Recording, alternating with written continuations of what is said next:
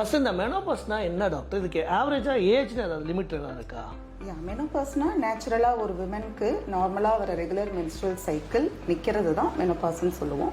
So அதை diagnose பண்ணுறதுக்கு ஜென்ரலாக at least 1 year of stopping menstrual cycle, அதாவது 1 year பீரியட்ஸ் இல்லாமல் இருந்துச்சுன்னா தான் மெனோபாஸ்ன்னு நம்ம டயக்னோஸே பண்ண முடியும். ஆவரேஜ் ஏஜ் இந்தியாவில் பார்த்தோம்னா ஒரு 45 to 50 இயர்ஸ்ன்றது average age. Worldwide it is around 50 to 51 years. இப்போ இது ஒரு அடிஷனல் கொஸ்டினாக தான் எனக்கு தோணுது.